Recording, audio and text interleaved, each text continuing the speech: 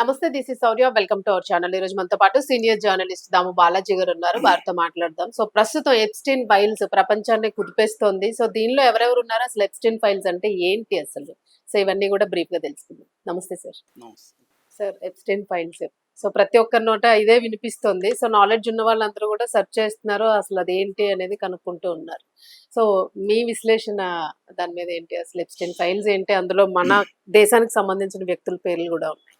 ఇది యాక్చువల్గా చాలా పెద్ద టాపిక్. నేను బ్రీఫ్గా చెప్పడానికి ట్రై చేస్తాను. సో ఈ మధ్య కాలంలో ఎప్స్టీన్ ఫైల్స్ అనేది అమెరికాను కుదిపేస్తుంది, అమెరికాతో పాటు అనేక దేశాలను కుదిపేస్తుంది, మెల్లగా ఇండియాలో కూడా పాపులర్ అవుతుంది. దీనికి కారణం ఏంటంటే ఇండియా నుంచి కూడా నరేంద్ర మోడీ పేరుంది దాంట్లో, తర్వాత అనిల్ అంబానీ పేరుంది, హర్దీప్ సింగ్ పూరి అని సెంట్రల్ మినిస్టర్ ఆయన పేరుంది, దీపక్ చోప్రా మన అంటే ఇండియన్ ఆరిజిన్, అమెరికాలో వెరీ పాపులర్ స్పిరిచువల్ గురు, అట్లాగే మేరా నయ్యర్ మన న్యూయార్క్ మేయర్గా ఎన్నికైన మందాని తల్లి, ఆమె ఫిల్మ్ మేకరు, ఆమె కూడా ఇండియన్ ఆరిజిన్. అట్లాగే మన డైరెక్టర్ అనురాగ్ కాశ్యప్, ఆ తర్వాత నందితా దాస్ మన ఇక్కడ కూడా యాక్ట్ చేసింది ఆమె, దాని తర్వాత ఐశ్వర్య రాయి, ఇలాంటి వాళ్ళ పేర్లన్నీ కూడా ఈ ఫైల్స్లో ఉన్నాయి. అట్లాగే అమెరికాలో తీసుకుంటే ఇంకా ట్రంప్ పేరు అయితే 38,000 సార్లు వచ్చిందంట ఆ ఫైల్స్ లో. అలాగే పుతిన్ ఉన్నాడు, బిల్ క్లింటన్ ఉన్నాడు, బిల్ గేట్స్ ఉన్నాడు, నోమ్ చామ్స్కీ ఉన్నాడు, జెఫ్ బ్రిడ్జెస్ ఉన్నారు, ఈ ఫేస్బుక్ ఫౌండర్ ఆయన జూకర్బర్గ్, వుడీ అలెన్ ఉన్నాడు, ఆండ్రూ మౌంట్ బాటన్ అని ఇంగ్లాండ్ ప్రిన్స్ ఆయన ఉన్నాడు, ఎలాన్ మస్క్ ఉన్నాడు. సో పుతిన్ కూడా 1050 సార్లు ఉన్నాడు.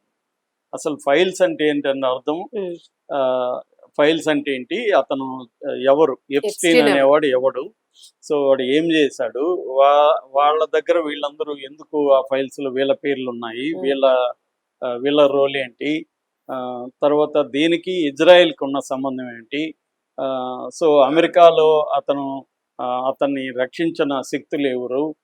సో ఇది చాలా పెద్ద వ్యవహారం. సో నిజానికి అతను 2019లో చనిపోయాడు, కానీ ఇప్పుడు అది వైరల్ అయింది. ఎందుకంటే కోర్టులు మొత్తంగా అతని ఫైల్స్ ని ఒకే విడతగా బయట పెట్టకుండా అప్పుడప్పుడు కొంత రిలీజ్ చేస్తూ ఉన్నాయి. అలాగా మొన్నటికి 35 లక్షల పేజీలు బయటకు వచ్చాయి అతని చుట్టూ ఉన్న కేసులో ఉన్న ఫైల్స్, ఈమెయిల్స్ కావచ్చు, ఫోటోలు కావచ్చు, వీడియోలు కావచ్చు, లాగ్ షీట్ అంటారు, అంటే అతని సపరేట్ జెట్ ఎయిర్వేస్ ఉన్నాయి, సో వాటిలో వెళ్ళిన వాళ్ళ లాగ్ షీట్, వాటి పేర్లు, అలాగా మొత్తం బయటకు వచ్చాయి. ఇప్పటి వరకు ఈమెయిల్స్ ఇవన్నీ కలిపితే 35 లక్షల పేజీలు, 3.5 మిలియన్ పేజెస్ బయటకు వచ్చాయి అన్నమాట. సో ఈ ఎప్స్టీన్ ఎవరు, అతను ఏం చేశాడంటే, అతని అసలు పేరు జెఫ్రీ ఎప్స్టీన్. ఇతను అమెరికాలో 1953లో బ్రూక్లిన్ అనే టౌన్ లో పుట్టాడు. వీళ్ళ పేరెంట్స్ యూదులు, అమెరికా మన ఇజ్రాయెల్ ఉండే యూదులు, వాళ్ళు వర్కింగ్ క్లాస్ పూర్ పీపుల్ అనమాట. ఇతను కష్టపడి కొంత చదువుకున్నాడు, స్కూల్కి సరిగా వెళ్ళేవాడు కాదు, మొత్తానికి కొన్ని గ్రేడ్లని స్కిప్ చేసి ఫైనల్ గా స్కూల్ అయిందని పిచ్చుకున్నాడు. దాని తర్వాత న్యూయార్క్ యూనివర్సిటీలో కాలేజీలో చేరాడు. మ్యాథ్స్ లో ఇతను బాగా కొంత నాలెడ్జ్ ఉంది, సో మ్యాథ్స్ ఫిజిక్స్ లో కొంత పట్టుంది, కానీ కాలేజీలో కూడా డ్రాప్ అవుట్, ఇతనికి రెగ్యులర్ ఎడ్యుకేషన్ అవ్వలేదు. అయితే అక్కడ ఏమైందంటే న్యూయార్క్ లో డాల్టన్ స్కూల్ అనే ఒక స్కూల్ ఉంది, ఆ స్కూల్ ప్రిన్సిపాల్ కొంత అన్కన్వెన్షనల్ గా తీసుకున్నాడు, అంటే డిగ్రీ లేకపోయినా సబ్జెక్ట్ నాలెడ్జ్ ఉంటే టీచర్లుగా తీసుకునేవాడు అనమాట. అలా ఇతన్ని మ్యాథ్స్ ఫిజిక్స్ లో నాలెడ్జ్ ఉందని చెప్పి ఇతను టీచర్ గా తీసుకున్నాడు. 1970sలో ఇతను మ్యాథ్స్ అండ్ ఫిజిక్స్ టీచర్ గా డాల్టన్ స్కూల్లో జాయిన్ అయ్యాడు. జాయిన్ అయిన క్రమంలో ఇతనికి ముందు నుంచి కూడా ఏంటంటే, ఇతని ఫిలాసఫీ కష్టపడడం వల్ల ఉపయోగం లేదు, చాలా మంది నా కళ్ళ ముందు 12 గంటలు కష్టపడుతున్నారు వర్కర్స్, పైగా వీళ్ళ అమ్మ నాన్న కూడా కష్టపడడం వల్ల సక్సెస్ రాదు, నీకు ఎలాంటి కనెక్షన్స్ ఉన్నాయి అనేది ఇంపార్టెంట్, స్మార్ట్ గా అని ఇతను ఆలోచించాడు. అలాగా ఇతను పేరెంట్స్ ఎవరెవరు ఉన్నారు అనేది చూసుకున్నాడు. అట్లాగే ఇతనికి తన స్కూల్లో చదివే ఒక పాప బాబు, వాళ్ళ నాన్న అలన్ గ్రెన్బర్గ్ అని ఒక అతనికి మంచి ఫైనాన్షియల్ ఇన్స్టిట్యూట్ ఒకటి ఉంది, ఇన్స్టిట్యూట్ అంటే కంపెనీ ఉంది, ఈ స్టాక్ మార్కెట్ కంపెనీ. సో ఆయన పట్టుకుని ఈయనకి కూడా ఫైనాన్స్ అవన్నీ ఇష్టం, మ్యాథ్స్ కాబట్టి కొంత బ్యాక్గ్రౌండ్ లో finance market stock market study చేసేవాడు. సో ఈయన పట్టుకొని ఆ ఫీల్డ్ లోకి వెళ్తే మనం సక్సెస్ అవ్వచ్చు, ఇక్కడ టీచర్ గా ఎదుగు బొదుగు లేదు అని ఆలోచించి ఇంకొక పేరెంట్ ని పట్టుకొని తనకు పరిచయం ఉన్న అతన్ని, నువ్వు అతనికి నన్ను పరిచయం చేయని పేరెంట్ స్టూడెంట్ మీటింగ్ ఉంటుంది, పేరెంట్ టీచర్ టీచింగ్ ఉంటుంది కదా, మీటింగ్ ఉంటుంది కదా, ఆ మీటింగ్ లో వచ్చినప్పుడు అలానికి పరిచయం చేయమంటే పరిచయం చేశాడు. అలాగా మెల్లగా పట్టుకొని సార్ నాకు దీని మీద ఇంట్రెస్ట్ ఉంది, నాలెడ్జ్ ఉందంటే అతను సరే రా అని వాళ్ళ కంపెనీలో ఎగ్జిక్యూటివ్ గా చేర్చాడు. చిన్న పోస్ట్. అక్కడ నుంచి అతను స్మార్ట్ గా ఎదుగుతూ వచ్చి అక్కడ కంపెనీలో ఉండే ప్రాబ్లమ్స్ అంతా ఇతను తీర్చి హార్డ్ వర్క్ చేసుకుంటూ అలా ఎదుగుతూ ఎదుగుతూ వచ్చి ఇతను సొంతంగా కంపెనీ పెట్టుకునే స్థాయికి వచ్చేసాడు. ఎందుకంటే మిలీనియర్స్ తనతో పరిచయాలు వచ్చాయి, వాళ్ళకి కొన్ని ప్రాబ్లమ్స్ వచ్చినప్పుడు ఇతను సాల్వ్ చేయడం, సర్కిల్ పెంచేసుకున్నాడు. ఇతను ప్లాన్ అది సర్కిల్ ని పెంచుకోవాలి, సర్కిల్ పెంచుకుంటేనే సక్సెస్ వస్తుందని అర్లీగా గ్రహించాడు. అలాగే సర్కిల్ ని పెంచుకుంటూ వచ్చి 1980s అంటే 10 ఏళ్లలో ఇతనే ఒక టవర్ ఫైనాన్షియల్ కార్పొరేషన్ అని ఓడిపెట్టాడు. ఆ తర్వాత జే ఎప్స్టీన్ అంటే జెఫ్రీ ఎప్స్టీన్ అండ్ కంపెనీ అని ఇంకోటి పెట్టాడు. ఇలాగా కంపెనీలు పెట్టి ఏం చేశాడంటే ఇతను స్పెషలైజేషన్ ఏంటంటే ఈ డబ్బులు పోగొట్టుకుంటారు కదా, నష్టాలు వస్తాయి కదా, వాళ్ళని పట్టుకునేవాడు. ఈ నష్టాలని నేను పూడుస్తాను అని చెప్పి ఇతను వాళ్ళు పూడ్చగలిగేవాడు. అట్లా ఫైనాన్షియల్ బౌంటీ హంటర్ అని కూడా తను తాను చెప్పుకునేవాడు. అంటే నిన్ను ఎవడు మోసం చేశాడో వాడిని నేను పట్టుకుంటా అని చెప్పి దాన్ని వెనక్కి ఇప్పిస్తా నీకు అని చెప్పి చాలా మందికి వెనక్కి ఇప్పించేవాడు. సర్కిల్ పెంచుకుంటా వచ్చాడు ఇలాగా. సో ఎప్పుడైతే వెనక్కి ఇప్పించేవాడో వీళ్ళందరూ ఇతని మీద డిపెండ్ అయిపోయారు, అరే ఇలాంటి వాడు కావాలి మనకి అని చెప్పి. అలా అతను ఒక యునిక్ ఫైనాన్షియల్ నాలెడ్జ్ తో ఒక యునిక్ ఫీల్డ్ ని తను క్రియేట్ చేసుకున్నాడు, ఒక ప్రొఫెషన్ ని క్రియేట్ చేసుకుని సర్కిల్ ని పెంచుకుంటా వచ్చాడు. అయితే తనకు ముందు నుంచి కూడా చిన్నపిల్లలంటే ఆడపిల్లలు ఇష్టం. ఇతను స్కూల్లో కూడా స్టూడెంట్ని ఫ్లర్టింగ్ చేయడం అవన్నీ చేసేవాడు. సో అలాగే ఈ ఫీల్డ్ లోకి వచ్చేసరికి మెల్లమెల్లగా ఈ పెద్ద పెద్ద సర్కిల్ కి అమ్మాయిల్ని సప్లై చేయడం మొదలు పెట్టాడు. అంటే వీళ్ళకి వీక్నెస్లు ఉంటాయి కదా, దీంతో పడేయచ్చు వీళ్ళని అనేది, అంటే తన కంట్రోల్లో పెట్టుకోవాలి వీళ్ళని అన్న ప్లాన్ తో వెళ్ళడం మొదలు పెట్టాడు. సైకలాజికల్ గా కంట్రోల్ చేసుకుని ఈ క్రమంలో అతనికి అనేక మంది గర్ల్ ఫ్రెండ్స్ కూడా ఉన్నారు. ముఖ్యంగా గెయిస్లే మ్యాక్స్వెల్ అనే ఒక ఆవిడ ఇతనితో కలిసింది. వాళ్ళ నాన్న రాబర్ట్ మ్యాక్స్వెల్ అనేవాడు మీడియా బ్యారన్ యూకేలో. అతనిది కూడా ఇజ్రాయెల్ మొసాద్ ఏజెంట్ అని కూడా అంటారు ఈ మ్యాక్స్వెల్ ని. మ్యాక్స్వెల్ సూసైడ్ చేసుకున్నారు అంటారు, మొసాద్ వాళ్ళు చంపేశారని కూడా అంటారు. అతని కూతురు అనమాట ఈమె. సో ఈమె తనతో చేరినాక తన సామ్రాజ్యం విస్తరించడం మొదలైంది. ఏ స్థాయికి వెళ్ళిందంటే 1 బిలియన్ కంటే పైన ఉంటేనే నేను క్లయింట్ గా యాక్సెప్ట్ చేస్తాను అన్న స్థాయికి వెళ్ళిపోయాడు. అంటే పెద్ద సర్కిల్ వచ్చినప్పుడు చిన్న వాళ్ళతో ఏం పని, టైం వేస్ట్ కదా. సో అలాగా అతను పెద్ద స్థాయికి వెళ్ళిపోయి ప్రెసిడెంట్లు, దేశాధ్యక్షులు, దేశ ప్రధాన మంత్రులు, ఆ స్థాయి ప్రముఖులతో, అంటే ఎవ్రీ ఫీల్డ్ లో టాప్ ఉంటారు కదా, టాప్ జర్నలిస్టులు, ఇలాగా వెళ్ళిపోవడం మొదలు పెట్టాడు. వెళ్ళిపోయి ఏం చేశాడంటే ఇతను ఒక సామ్రాజ్యం సపరేట్ గా సీక్రెట్ సామ్రాజ్యం కావాలి కాబట్టి యుఎస్ వెర్జిన్ ఐలాండ్స్ అని ఉంటాయి. ఆ వెర్జిన్ ఐలాండ్స్ లో 2 ఐలాండ్స్ ని ఇతను కొన్నాడు. లిటిల్ సెయింట్ జేమ్స్ అని, గ్రేట్ సెయింట్ జేమ్స్ అని 2 ఐలాండ్స్ ని కొని అక్కడ ఒక సామ్రాజ్యాన్ని తను నిర్మించారు. దాన్ని ఫెడోఫైల్ ఐలాండ్ అని కూడా అంటారు. ఫెడోఫైల్ అంటే చిన్నపిల్లలతో చేసే వాళ్ళని ఫెడోఫైల్స్ అంటారు. అంటే ఇలాగే ఏం చేశాడంటే వీడు అమ్మాయిల్ని కొనడం, లేకపోతే అమ్మాయిలకి ఇప్పుడు పేద అమ్మాయిలు ఉంటారు, బ్రోకన్ ఫ్యామిలీస్ ఉంటాయి. మామూలుగా అమెరికాలో బ్రోకన్ ఫ్యామిలీస్ ఎక్కువ, అంటే విడాకులు తీసుకుంటారు, ఫాదర్ మదరు, తల్లి కష్టాలు పడుతుంది, పిల్లల మీద కేరింగ్ ఉండదు, పిల్లలకి పెద్ద డబ్బులు ఉండవు. అలాంటి వాళ్ళని అమ్మాయిలు టార్గెట్ చేయడం. 16 ఏళ్ళు 17 ఏళ్ళు ఈ ఏజ్ గ్రూప్ ని ఎక్కువ 14 ఏళ్ళ అమ్మాయిలు కూడా ఉన్నారు. ఇలాగే రెండోది ఏంటంటే పిరమిడ్ అండ్ పోంజీ స్కీమ్ అంటారు. పిరమిడ్ అంటే ఏంటి, నేను మిమ్మల్ని చేర్చుకుంటే మీరు ఇంకొక ఇద్దరిని చేర్చాలి అనేది పిరమిడ్ స్కీమ్. అది అమ్మాయిల్లో ఒక అమ్మాయి వస్తుంది, ఆ అమ్మాయికి చెప్తాడు నువ్వు ఇంకొక ఇద్దరిని తీసుకురావాలని. ఈ అమ్మాయి వాళ్ళ ఫ్రెండ్ గ్రూప్ లో ఇక్కడ మసాజ్ మెల్లగా అమ్మాయిల ద్వారానే ఒక అమ్మాయి దగ్గర ఇంకొక ఇద్దరు, మళ్ళీ ఆ ఇద్దరు, అలాగలాగా మొత్తం లెక్క తేలేసరికి 1200 మంది అమ్మాయిలు తేలారు. రకరకాల, అంటే పత్తలాగా చిన్నగా ఉన్నారు సార్ అందరూ. అసలు చిన్నపిల్లలు 14 ఏళ్ళ నుంచి ఉన్నారు, 18 ఏళ్ళ వరకు ఎక్కువగా మైనర్సే ఉన్నారు. అంటే 18 ఏళ్ళ లోపల వాళ్ళే 90% ఉన్నారు పిల్లలు. ఈ పిల్లలంతా కూడా మెల్లగా రకరకాల ప్రలోభాలతోనూ లేకపోతే కొంతమందిని కిడ్నాపులు చేయడం ఇలాగా తీసుకొచ్చేసి ఈ ఐలాండ్ లో పెట్టేసి పెద్ద పెద్ద వాళ్ళకి సప్లై చేయడం. సో ఈ రెండోది తన ప్లాన్ ఏంటంటే వీళ్ళందరూ రేపొద్దున నాకేమన్నా ప్రాబ్లమ్స్ వస్తే నన్ను కాపాడాలని చెప్పి వీటిల్లో కెమెరాలు పెట్టేశాడు, ఫిక్స్ చేసేసాడు. కట్టేటప్పుడే లోపల పెన్ హోల్ కెమెరా అంటారు, చాలా పెన్ హోల్ కెమెరాస్ అంతా పెట్టి అన్ని రికార్డ్ అయిపోతాయి కదా, అన్ని రికార్డ్ చేసేసాడు అన్ని చోట్ల. సో అట్లాగే వీళ్ళ ఈమెయిల్స్, వీళ్ళతో సంభాషణలు అన్ని సేవ్ చేసి పెట్టుకున్నాడు హార్డ్ డిస్కుల్లో.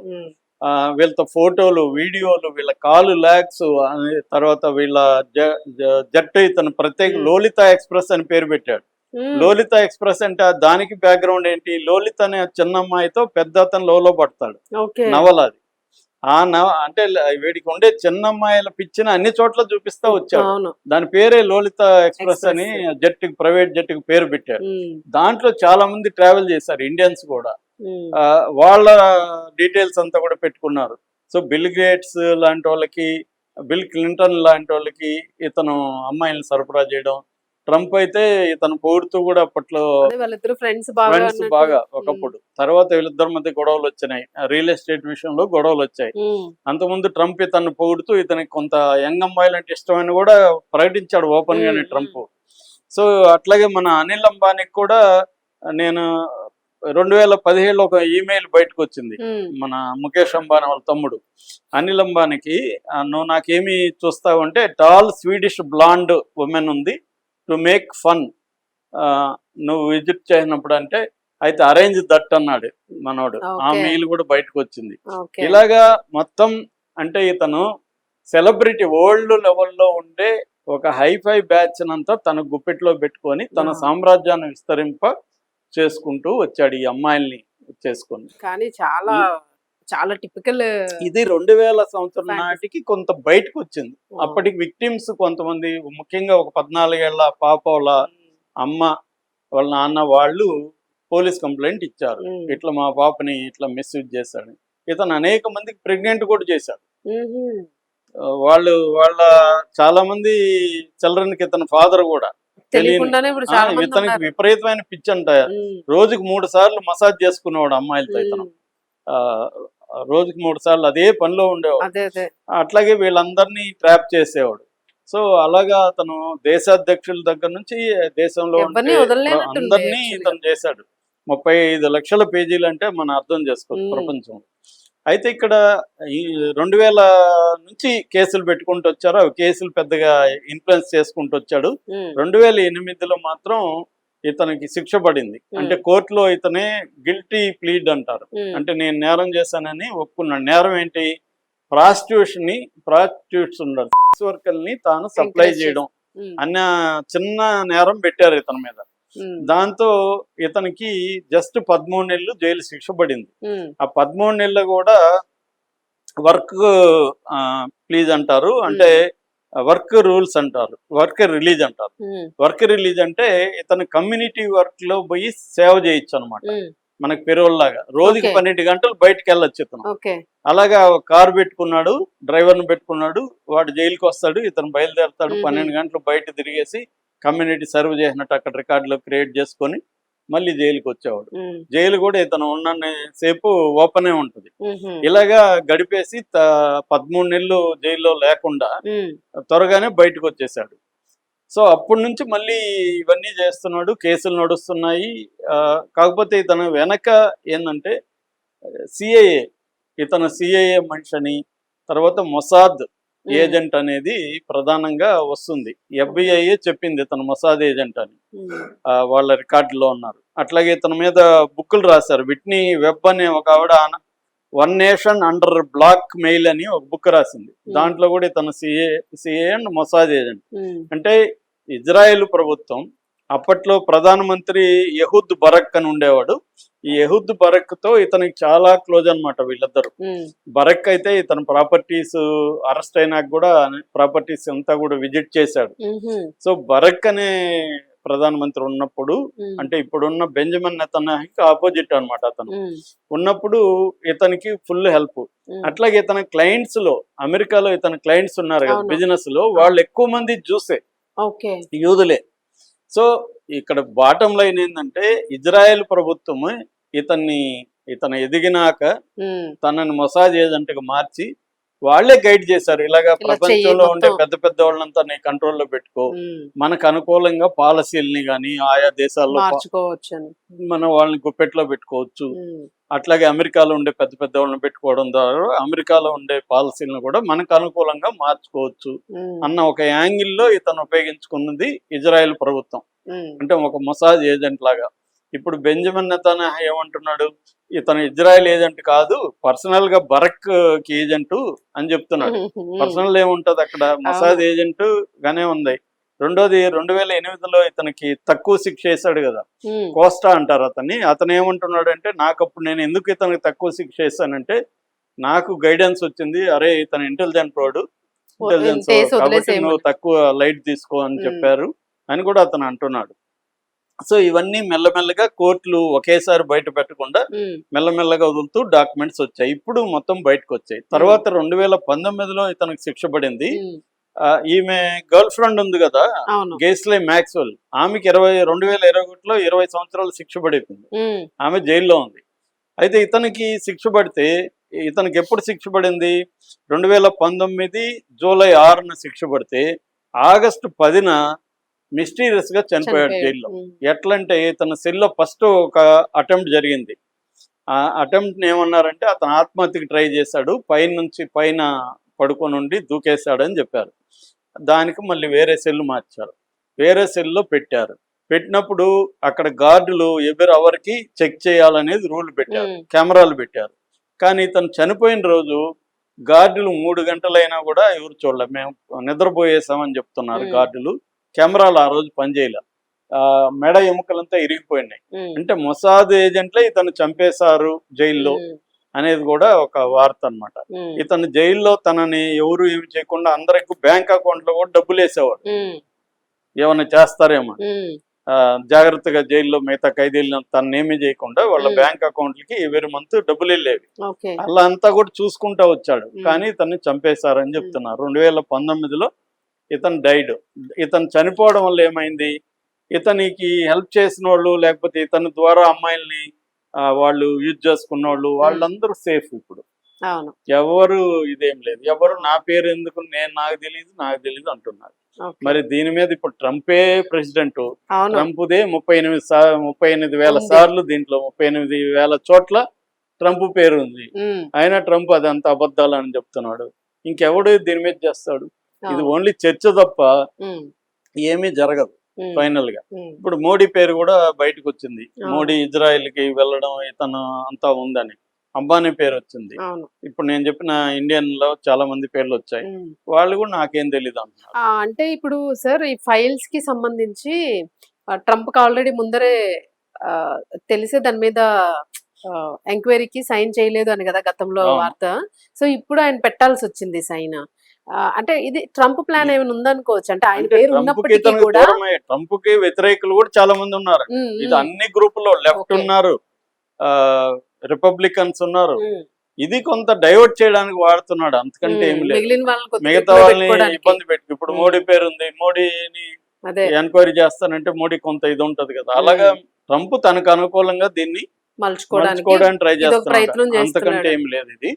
సో అందువల్ల కోర్టులు మెల్లమెల్లగా ఇవన్నీ బయటకు వస్తున్నాయి. కాబట్టి 2026లో అన్ని బయటకు వచ్చాయి, జనవరిలో ఇది జరుగుతుంది. ఇదంతా కూడా ఒక రకంగా ఇజ్రాయెల్ అమెరికా కలిసి ఆడిన డ్రామాగా మనం చెప్పుకోవచ్చు. దీంట్లో టాప్ బ్యాచ్ అందరూ కూడా అన్నిటికంటే దారుణం అమ్మాయిల్ని 1000-200 మంది అని, ఇంకా ఎక్కువ కూడా ఉండొచ్చు ఇప్పటి వరకు వస్తున్న లెక్కల ప్రకారం. అందులో పోయిన పిల్లలు ఎంతమంది ఉన్నారో చాలా మంది చనిపోయి ఉంటారు. అతనికి కోఆపరేట్ చేయకపోతే దారుణంగా కొట్టేవాడు, దారుణంగా హింసించేవాడు వాళ్ళని. వాళ్ళకి ఫుడ్ పెట్టకుండా వాళ్ళకి డ్రగ్స్ ఇచ్చేసి అలవాటు చేయడం, బీస్ట్ టైప్ లో బిహేవ్ చేసి చేశారు వాళ్ళు. సో అది బేసిక్ గా ఎప్స్టీన్ ఫైల్స్. అసలు చాలా చాలా డిఫరెంట్ దీని మీద ఆల్రెడీ డాక్యుమెంటరీస్ చాలా వచ్చాయండి. ఈవెన్ నెట్ఫ్లిక్స్ లో కూడా డాక్యుమెంటరీ ఉంది. హెచ్బిఓ చేసింది. చాలా డాక్యుమెంటరీ ఫిల్మ్స్ ఆల్రెడీ వచ్చాయి దీని మీద. కాకపోతే అమెరికాలో ఏంటంటే ఇలాంటి స్కామ్స్ ఫైనల్ గా ఏమి తేలవు. ఏ దేశంలో అయినా అంతే, ఫైనల్ గా ఏమి తేలవు. ఇది ఒక రకంగా ఇజ్రాయెల్ నడిపిన కుట్రగా చెప్తున్నారు. అంటే ఇప్పుడు ఆయన తాలూకా ప్రాపర్టీస్ ఏవైతే అవి ఉన్నాయి ఆల్రెడీ. అతను విల్లు కూడా రాశాడు. వాళ్ళ గర్ల్ ఫ్రెండ్స్ కి కొంతమందికి డిస్ట్రిబ్యూట్ చేశాడు, కొంతమంది ఫ్రెండ్స్ కి వాళ్ళకి డిస్ట్రిబ్యూట్ చేశాడు. ఇప్పుడు ఇద్దరు లేడీస్ ప్రాపర్టీస్ ని మేనేజ్ చేస్తున్నారు. అవన్నీ ఉన్నాయి. Thank you.